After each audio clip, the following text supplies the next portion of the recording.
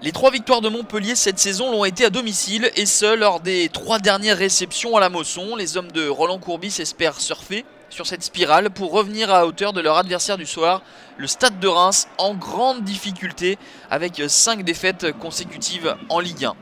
Montpellier espère profiter justement de ce mal-être général des Rémois pour enfoncer le clou. Et la première opportunité, elle est pour Mustapha Yatabaré, et qui trouve sur sa trajectoire un impeccable Kossi Agassa, le portier togolais, auteur d'une parade réflexe à bout portant.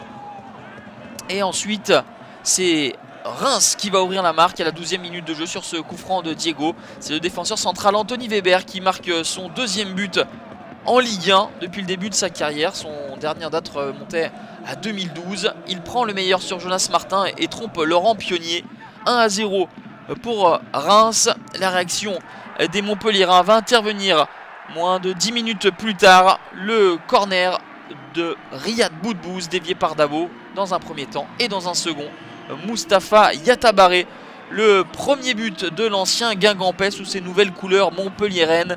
Le Malien n'avait plus marqué en Ligue 1 depuis mai 2014. Un partout à la pause. Montpellier a dominé, mais Reims a su se montrer dangereux, notamment sur coup de pied arrêté. À l'heure de jeu, un changement. Le buteur malien Yatabaré cède sa place à Souleymane Camara.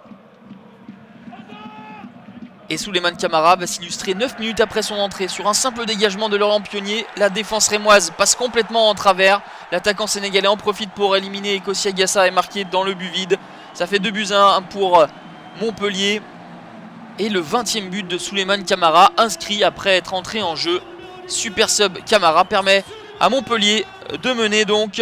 Une réaction pour les Rémois avec à la baguette une nouvelle fois Diego Rigonato. La frappe enroulée pied gauche qui rebondit sur la barre transversale de Laurent Pionnier. On était tout proche de l'égalisation des hommes d'Olivier Guégan, mais au lieu de cela, c'est Montpellier qui va enfoncer le clou et marquer un 3e but avec cette tête de Brian Dabo. 3e but de Brian Dabo depuis le début de la saison. Sur les 14 buts inscrits par les Montpelliérains, 7 l'ont été sur phase arrêtée. Montpellier s'impose 3-1 et confirme son regain de forme. 1 point pris lors des 7 premières journées, 14 points pris lors des 7 suivantes. Montpellier remonte à la 14e place avec ce 4e succès de rang à domicile qui plonge encore plus les Rémois dans le doute avec cette 6e défaite consécutive.